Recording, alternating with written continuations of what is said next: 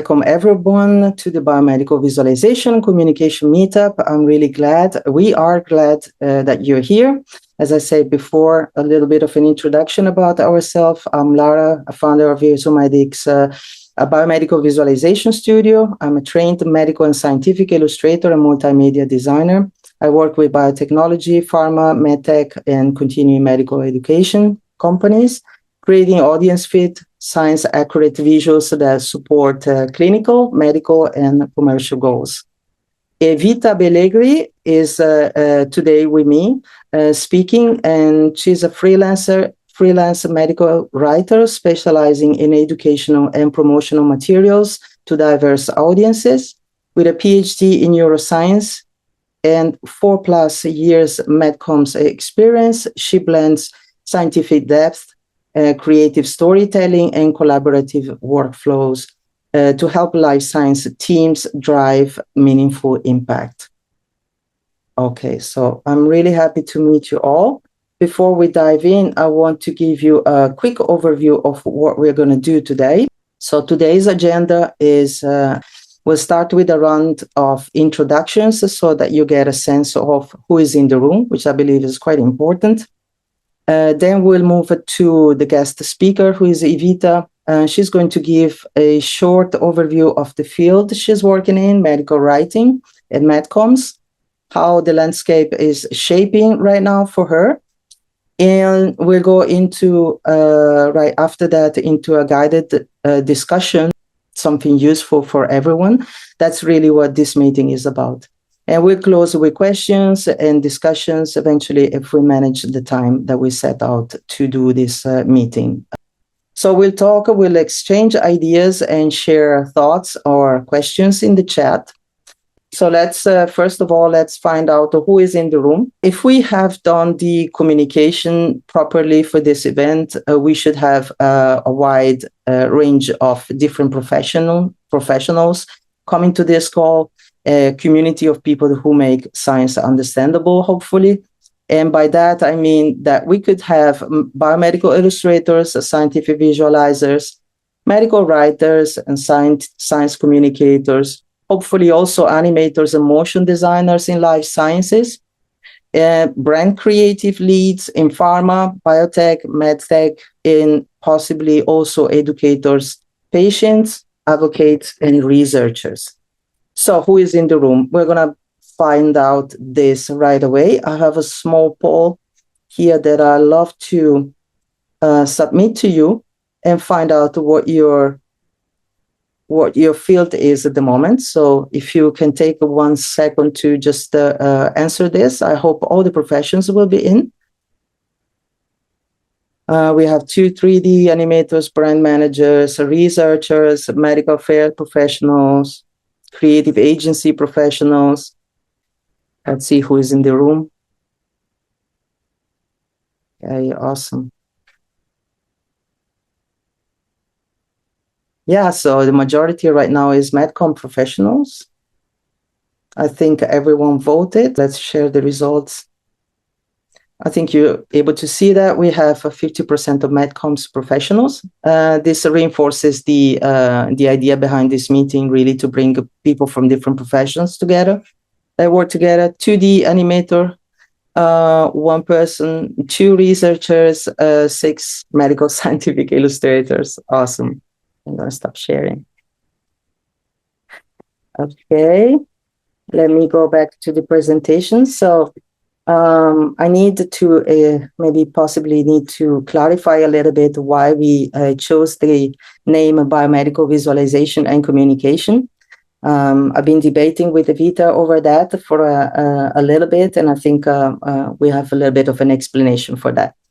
First of all, let me tell you a personal story. As I said before, as a trained medical scientific illustrator, I pursued multimedia studies as well. I'm a business owner. I worked also in research and education, so I've struggled to feel I belong to a specific professional group, not identifying anymore, for example, for the type of projects that we work on purely as a medical scientific illustrators. And so this needed in my head to be a little bit more clarified. I have not always felt fully represented, and I'm sure some of you also feel the same. Many of us come from different backgrounds, absolutely. Some of us are designers, some end up doing visual work, but come from a biological research. Some have a medical background, some others work in creative agencies or work in medical writing. So, and most of the time, it's hard to bring everyone together under the same one professional group. We are a niche, and I believe we divided this niche into a lot of many sub niches. So we all have one thing in common. However, we all share a set of skills that I believe are essential for helping companies in life sciences. And this is why I find the biomedical visualization communication so useful as a name. And by the way, I did not invent it. There is, a matter of fact, a study program for biomedical visualization already in the UK. And the name is widely used in the US as well for similar study programs.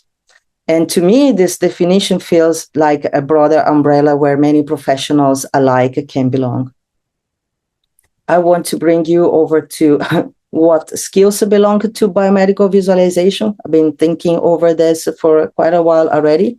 The tip of the iceberg that clients generally see are engaging visuals, visuals that can accompany the communication in science in general.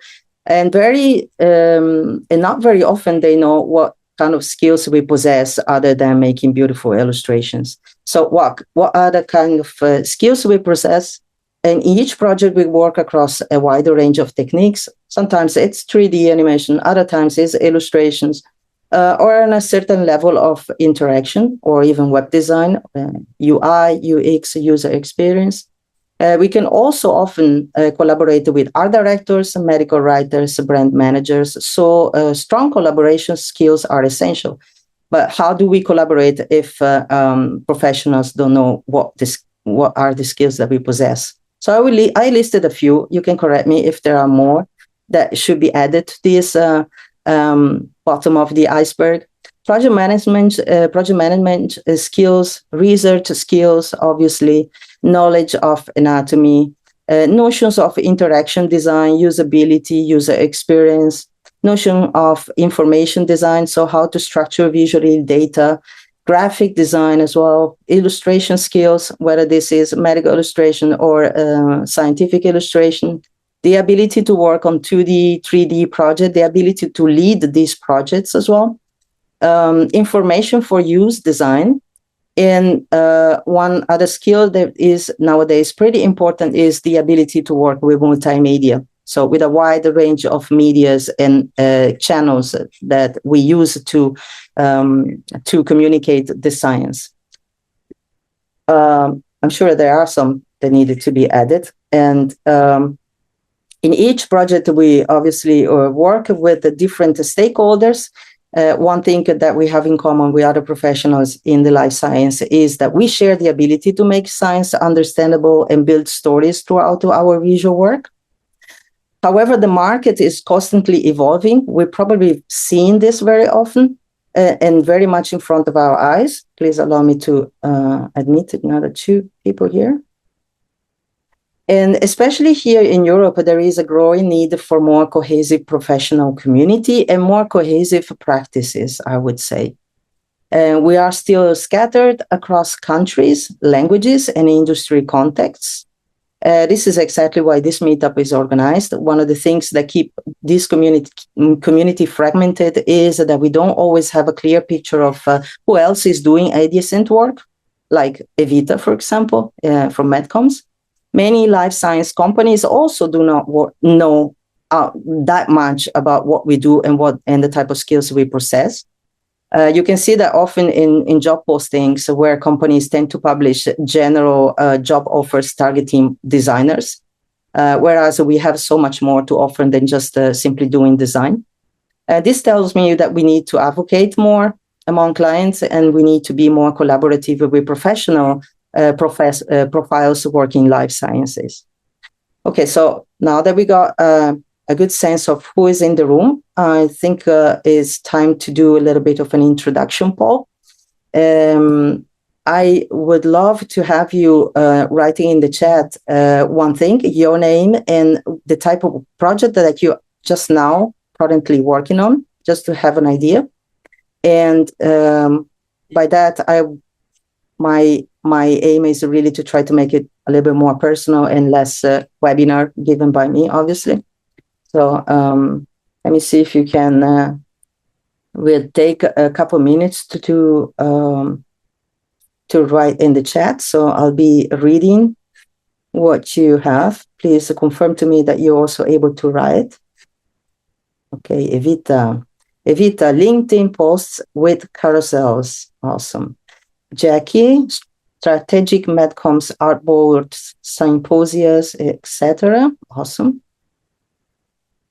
Hilaria, I'm working on an annual report for medical research institutes. Fantastic. Isha, working on healthcare social media. Fantastic. Awesome.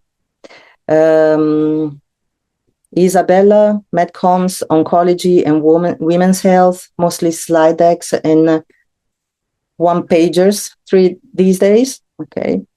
Maria, she's a scientific illustrator, graphic designer, currently working on a figure for a research paper that includes illustration design and data visualization. Ava, I'm working on surgical illustration for doctors and patients. Francina is doing media outreach for biotechs, drafting pitches. Fantastic. Veronica, medical education across a wide range of projects, creativity and innovation is key. Voiceover for Lisa. I'm a medical device engineer currently at a company in Bern, Wounds Devices, so do also information for use illustration, trying to collaborate with our marketing team. That's Laura. Isabella, working in omnichannel scientific communication and events engagement. Ain, working for FDA feasibility report and illustration for vaccine story for a newspaper. Pretty interesting. Celia, I'm a medical scientific illustrator working in Dublin. I'm working on creating teaching and learning resources with our iridologist. Hope I pronounce that well. Tamara, I'm scientific illustrator. Today I did a job for archaeology, but often I do surgical illustrations. Nasrin, PM in cell and gene therapy. Suza, I am a freelance medical writer in content medical education, continuous medical education, working on diverse deliverables, so sometimes slides or figures included. Tiff, I work on science illustrations, helping researchers based in Cambridge with their figures or grants. Fantastic. So you're all pretty busy. It's really good to know and good to see. Promotion and educational material for ACP patients. And Lizette, I'm studying a master in science illustration, and I have a bachelor in 2D, 3D animation. Right now, I'm working at a construction company doing 3D renders, but I want to change my path from Mexico. Okay, let's move on to the next part, which we did already. I need to skip this one. We're ready to listen to Evita and see what she has to tell us. Thank you, Lara. No problem. Evita's presentation will be about the science, story, and visuals meeting modern MedComms. I've asked Evita to give us a short overview of the field she's in, who is involved, and what is the different roles that she encounters, and what these roles look like, and how the landscape is shifting right now. So, Evita, I'll let you take it from here. Let me please stop sharing first, because I know that you'll be having your share of visuals to show. So I'm going to share my presentation. Let me do the slideshow. From now. Okay, I hope that everything looks fine. Okay, so Lara, thank you very much for inviting me to speak at today's meeting. It was lovely to see some known faces in the chat and some others that I don't know, but it's great to have this diverse audience. So short introduction, actually. Last year, I met Lara through LinkedIn. And then we got in touch. We have been since then exchanging insights about MedComms, about how the field is evolving and how we work.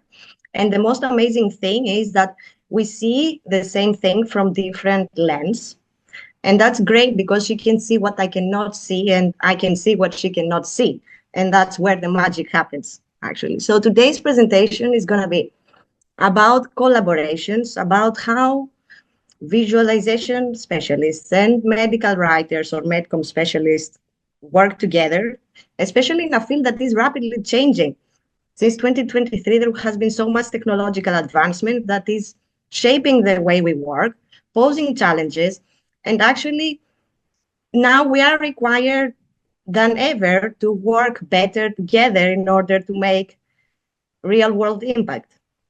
So I'm going to start with a short introduction on the role of MedComms actually in the innovative ideas life cycle. I'm going to describe who are the stakeholders that are shaping the message. And then I'm going to share a personal experience of how we medical writers and medical visualization specialists work together and how can we do it better. So from the beginning, from at preclinical or discovery level of an innovative idea, MedComms has a tremendous impact. At preclinical level, to adoption in care and to real-world impact.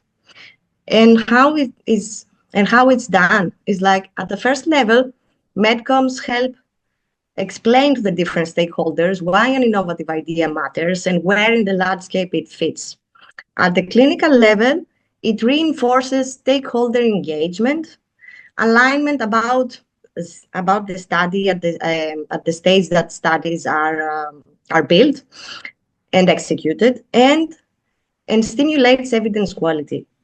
At the launch stage, it improves evidence-based market entry. And what do I mean by that?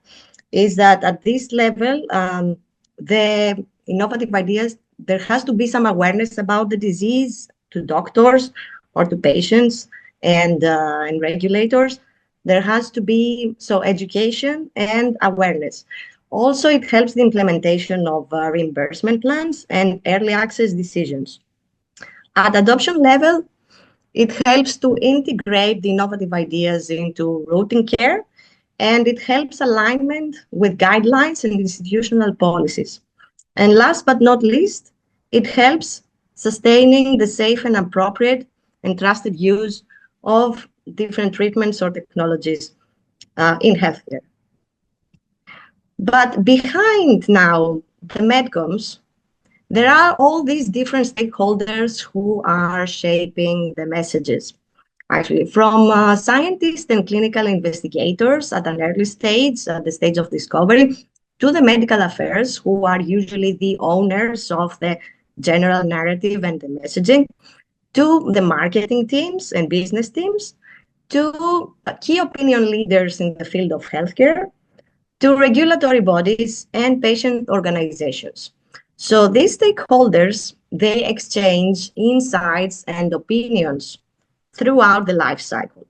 And then they come up usually with a core narrative or certain ideas about the messaging. And at this stage, medical communication specialists and visualization specialists, we come together in order to translate these insights and this core narrative into materials that are going to be shared with different audiences. And here is actually where the impact happens. So actually our role is very crucial in the whole life cycle and in MedComms. So in the recent years, there have been diverse changes in technology that affect MedComms and the way that we are working. So from generative AI to omnichannel personalization, all of these changes has posed different challenges. So AI may do the things faster for us, but it requires strong human oversight, source verification, hallucination control, and compliance use. Digital communications require from us to use a plain language that will make the materials readable, and also the use of inclusive visuals and design. Also, this is a period that patients come in the forefront of the communications. And there are a lot of times that we also need to work with patients. So we enter the field that we need to co-create with patients.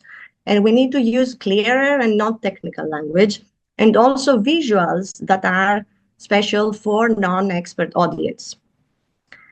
And also, in an era of omni-channel personalization, what this means is that there is a core narrative that is translated to different materials, but have the same angle or messaging, and they are targeted to the personal preferences of each of us. So for this to happen, we need to focus more on modular content design. And also here, cross-channel consistency is super, super important. A lot of times we see that we work on a specific message direction. However, it can get lost between the different materials. And here is why it's very important to have workflows that align the different stakeholders that are working in order to create these materials. And last but not least, because everything is online and everything is global, there is also a lot of misinformation. So therefore, we need to better fact check, do transparent sourcing, referencing, for instance, for the medical writers and communicators, and also create strategies that are going to build trust. So from my point of view now, yeah, indeed, I have faced personally different changes in the way I work, especially after AI came in. On one hand, it reduced my time for research and drafting. On the other hand, I became more suspicious, actually. So I need to be thinking more critically and be more transparent about the way I'm using AI and the information that I am inserting, or alternatively, how I'm using the output. Am I allowed or not? But at the end of the day, I find myself to have more time for strategic thinking on what I'm doing and be more creative about on the projects that I'm working on, which makes my job more satisfactory. In terms of digital communications, indeed, I check again and again the sources. I focus a lot on the audience experience, and I discuss a lot with my clients and the people that I work with about which material is going to be best for which channel. And also I try to use inclusive language, because since things are published digitally and sometimes publicly, we need to be inclusive for different cultures, etc. And in the recent years, it also happened that I also work with patients or use patient materials in my work. So I make sure that I do ethical use of data, which means which information am I allowed to use and how to contract these people, and also using people first language. This is something that that it's not overly spread yet. However, we will stop very soon use the word patient. Instead, we are going to be using the word people with a condition, which is more people inclusive and reduces stigma at different occasions. And in general, it happens that I also work on projects where materials that I create, they are used through different channels.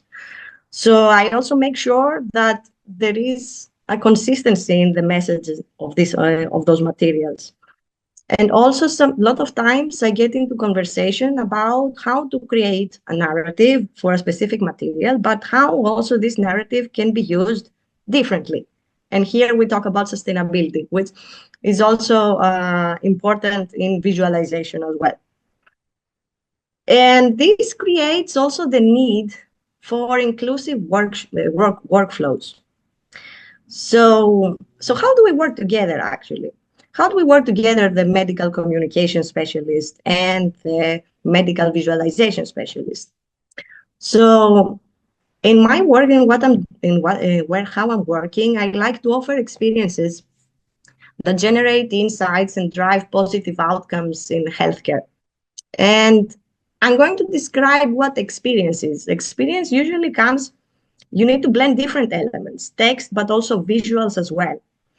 And it's not something because I like it. It's also backed by science, for instance, that when we are reading, we process the information sequentially. So first we understand words and sentences, and then we get the meaning. While with visuals, we get the meaning instantly. And that's why this offers a unique experience, which I would like to work on. So the projects that I'm working on require actually the input and the work of a biomedical visualization specialist or designer, and starting from very simple stuff. So from creating templates to working on websites, infographics, slide decks, or visual summaries. And how does that happen? How do we work together? So when I was in the past, I was working at an agency. So there things were more, the processes were more clear. We had a biomedical visualization expert in the house. So, and then first I would have a discussion with the client. There would be a project brief. I would understand the scope of the project and the content, the materials, and then I would align with the visualization expert to discuss indeed the concept, the narrative flow, and then from their side, the visualization expert, they would say how we can visualize it better. So, in that way, I would give the narrative flow, and then they would give the final shape, and I would also know how to do my work better. Then we would execute separately, and then we would come together again at the final stage to see if everything comes together nicely and according to the scope. However, when I started freelancing, I saw a different reality. I was having indeed the first brief with the clients and discussing everything. However, I found myself doing the content work. And then after I was finishing the content work, then a visualization expert or designer would take the outcome, and then they would do their own thing, and then we would have the final version. However, that there are certain dangers there. So there is a danger that the final version can be out of scope. And why I say that? And here I'm going to give a very short example. Like the other day, I was working on a white paper. I asked the client if they would like me to do the design as well. And they said, no, we have a designer and visualization specialist internally. So I did the content, I gave it. Then I asked to see how is the final version in order for me also to get ideas about how to visualize things. Then they gave the paper back to me, the final version. And then I saw that the strongest part of the paper, which was some results, they were actually buried under the legend of a figure. They were actually having the same letter size, so I couldn't see the results. So I wrote the paper, but I couldn't find the results myself. So I can imagine how the reader could be confused with that. So I went back and I told them, and that was fine. However, this is just one of the examples of how like a material can get out of scope, not doing what it needs to do, just because designer or visualization expert, we didn't work together. So, and I will finish with some best practices and after the learning that I took. So indeed, as medical writers, we lead the scientific narrative, and then the biomedical visualization experts, they visualize the story, and they put their own limits and variants. And we are both responsible for accuracy, up and foremost. So we need to align. And because it is true that not every client knows that we need to align, we need to ask for it promptly from the beginning. We need to align on objectives of the project. We need to align on the target audience, on the narrative flow, and the whole visual approach.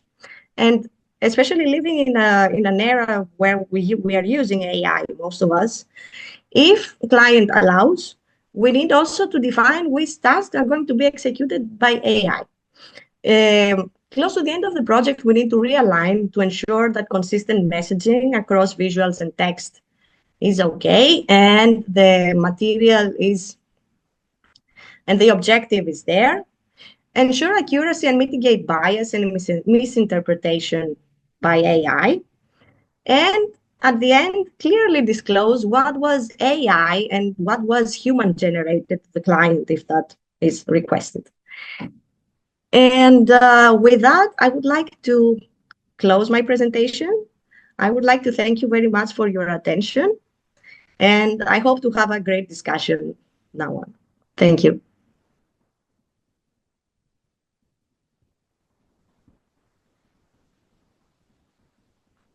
Okay, thank you so much, Evita. Now that we have listened to Evita's presentation, I'm sure there is a lot of considerations and a lot of questions that you might have.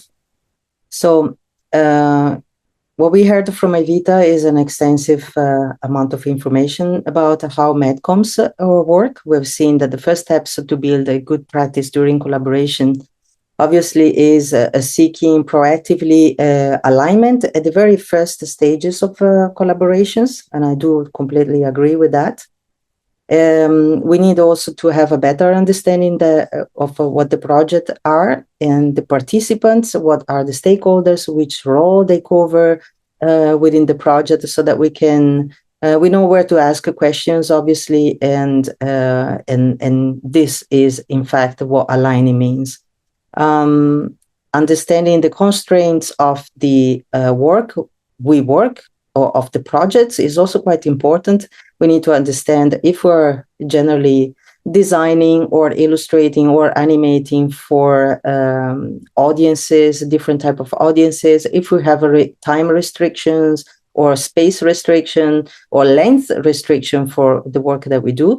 This is all generally established during the briefing, obviously, but I think is always worthwhile to have in us professionals a more proactive role, so that we can we can ask the questions whenever we feel the information is now complete. Let me see. So this helps a consistent message across visuals and text, obviously, and aligns with the overall objective. Okay. If you have a question for Evita, you can now utilize the chat. I have here the first question from Ain, and I would already like to ask Evita, see if she can answer this. What are the main checkpoints in a workflow for a workflow modification to different types of projects, Evita? Yeah, it's a very good question, actually. I like that I have this question. It is better for in the beginning, for sure. Like usually when you get a project in your hands and you know that you are going to work with somebody else, it's good to notify them and brief them already. And it's good to have a conversation together at the beginning. And then during this conversation, you can set up if you need to have another meeting during the process. And when is the best time for that? Is when things can start going wrong. So it depends really on the project that you are working on. Some projects, like smaller projects, they don't require a meeting in between, maybe more towards the end. However, there are other projects that maybe require, and the point that you're going to set the time for the meeting is when you both feel that things are not controlled or something can go off. Mm-hmm.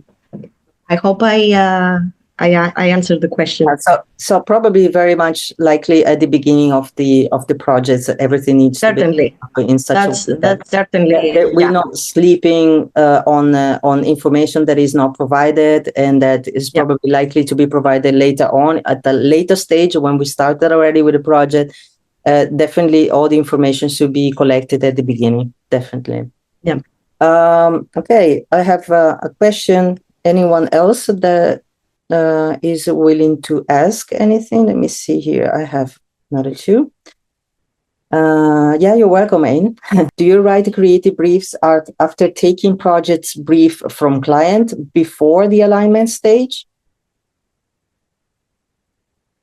Evita. I'm muting myself. Yes. Yeah. Yes. Actually, this is true. Okay. Question 1. These are polls. We have 2 polls. And initially, they were meant to be polls, but I think we're 20 people. We can manage the chats. The chat will be recorded. So if you try to answer these questions and want to see the results later on, we'll be fine. We're going to find a way to just share them with you. So instead of asking directly to Evita alone, I'd love to ask you all also what you think about what can be improved in collaborations in this field between different stakeholders, and what for you gets in the way of doing this. I think I know the answer, but I'd love to hear from you. So I think Evita already answered this in her talk. So let's see what your take is on this. So you can just place your answer directly here on the chat. So Jackie says, improve, start earlier, always running out of time. Oh, that's completely completely true for all kind of projects. The better, the more organized you get started with projects, and the earlier you get your hands on briefs, set dates for all the iterations that you need for the project, the better it is for the entire project, and also I definitely think for your organization skills. So Isabella is suggesting to improve and have a clear distinction between who does what when collaborating. I completely agree. Okay, so I think we can move to the next one. This question has more to do with the landscape at the moment. And we're very curious to know what you think of the current landscape and the opportunities that are generated currently in the EU space. So the ones that are now operating in the EU might abstain for answering this question. And what do I mean by current impressions of the current EU landscape? What I mean by saying that is AI image generation taking over? I know that a lot of professionals ask themselves this, are we going towards a much more integrated way of working between artists, illustrators, animators, and project managers and companies? Are companies, what is the tendency that you see? Are companies nowadays relying even more on external professionals, like smaller agencies, boutique agencies, or is there a tendency to bring everything in-house? How do you see the entire landscape at the moment?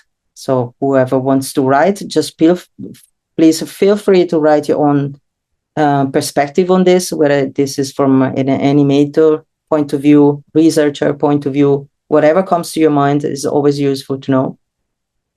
I'm just going to give it another couple minutes. Yeah, I agree with you, Jackie. We work in a global world. Borders are almost non-existent anymore. I agree. AI certainly helps, but also normal social media, LinkedIn, help connect folks worldwide. Absolutely. Laura experience, having worked at several small companies, most don't even consider visualizing information, or they don't know how to do that at all.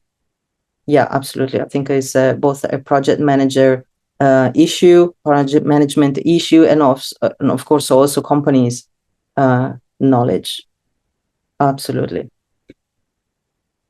Ilaria, AI-generated images are used even in grant and scientific publication with inaccurate results being approved. Yes. Yeah, who holds the responsibility of the accuracy of the visuals when AI is implemented in research? The researcher. I believe. So if the researcher is not taking care of this aspect and trusts the AI generation without scrutinizing it, then it's on him, I'd say. Ava, while it's wonderful to be able to work remotely from anywhere, it would be great to develop more in-house opportunities in the EU. Yeah, this takes me back to what we were just saying before. The fact that we over and over see positions opening at pharmaceutical companies, they signal that there is the need to have professionals in visualization in-house. However, all these job openings are just targeting designers, general designers. And I think from that standpoint, we probably would need to work on a little bit more advocacy from our side so that really companies start understanding that they are out there, not only in the US, but also in Europe.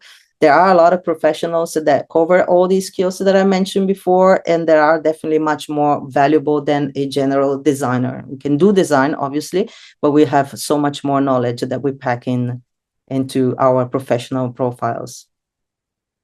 Celia, lack of stability in Ireland. Primarily freelance and seeing a lot more potential clients turning to AI for ideas and then coming to us to recreate this image, feel that with the AI image, that costs will be cut. Okay. Yeah, well, okay. I don't think medical illustration is very well established here. Clients don't know we exist. I agree with you. Hoping that medical illustrators become more integrated into educational institutions and hospitals this year. Yeah, so there, from my own personal experience, I can tell you there's been the golden age of medical illustrators at around the 50s, 60s, after the World War II. We had a movement which embraced medical illustrators because of the need to illustrate. So medical illustrators were actually employed in hospitals and institutions, research institutions. Sometimes they were from the outside, so they were selected among artists. Some other times were their own doctors or researchers that turned into illustrators.